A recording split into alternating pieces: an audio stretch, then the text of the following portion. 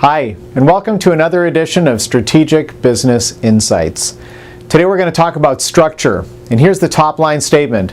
Leaders hate structure, but followers love it. Leaders hate structure, but followers love it. Now, take a look at your own life. There's areas in your life where you're a leader, and there's other areas of your life where you're a follower. So don't break it down naively to say you're either a leader or a follower. We're all both in different areas of our lives. Maybe in your family, if you're a parent, then you're one of the leaders, okay, to your children. Maybe in church, you're a follower to the pastor or the minister, okay. In work, the people who report up to you, well, you're the leader, they're the follower. And meanwhile, the person who you report to, that other person's the leader, and you're the follower. Okay? Or maybe there's some people who you listen to or books that you read where the author or the expert or whoever it is you're getting information from, that person is the leader, and in that relationship you're the follower. Okay? So we're all both of these. But here's the situation. Leaders hate structure, followers love it. Okay? So let's just look at a few examples. Are you holding events? Are you an event organizer?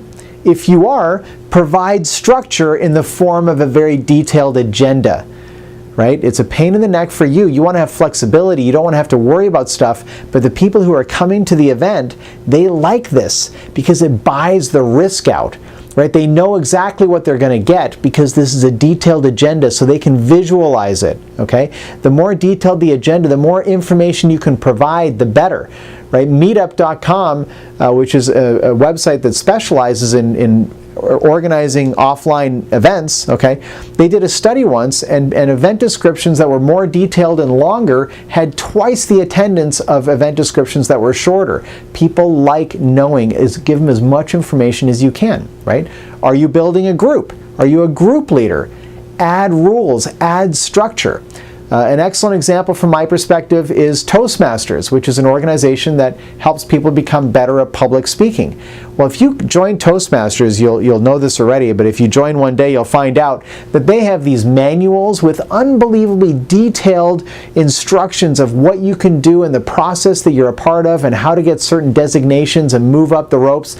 Enormous amounts of structure, which helps the members understand what they can do. The members love it, and they get more Toastmasters clubs because they've added so much structure, right? Are you a teacher?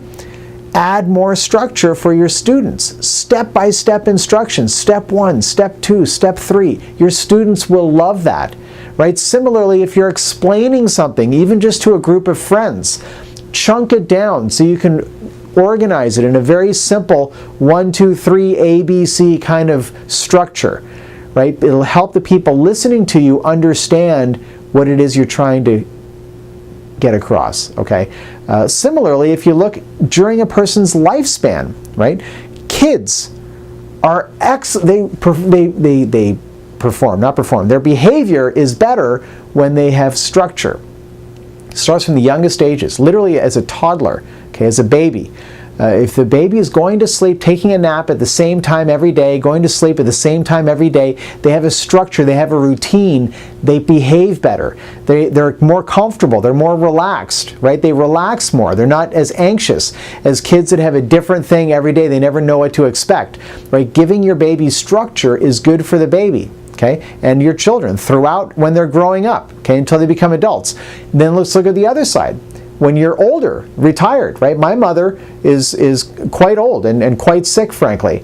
And these older people, if she lives in a seniors facility and she needs structure, right? She's got medication regimens that she's on, and there's all sorts of stuff that she doesn't sleep well, and she's not really that aware of her surroundings. So she gets anxiety if her environment is changing, right? Even when I go to visit my mom, just the fact that I'm visiting makes it unusual for her, and she gets higher anxiety as a result, right? So me visiting, me just calling my mom puts her in a state of anxiety because it's out of her routine, right? She lives in Vancouver, I live in San Francisco, so I don't get to see her that much. When I go visit, the first couple of days are very difficult for her because her routine is jostled around and she has to try to calibrate and understand. It's too much new information. So, and think about in life, kids and older people, that's when they're in a following mode.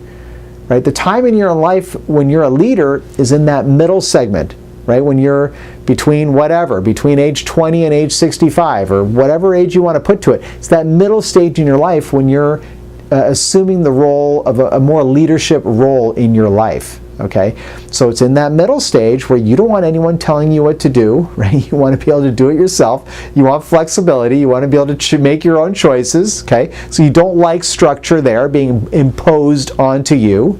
Okay, meanwhile, when you're really young and when you're really old, now you're in a following mode, essentially, and you love structure and you function better with structure. So just think about your life and in what capacities you're a leader and in what capacities you're a follower. And whenever you're in a leadership role, try to provide more structure for your followers. They will thrive as a result. Even if you hate the structure, they will love it. And they will respond to you and your content and your direction and your leadership better if you provide that structure for them. Thanks for watching this video. My name's Patrick, reminding you once again to think bigger about your business. Think bigger about your life.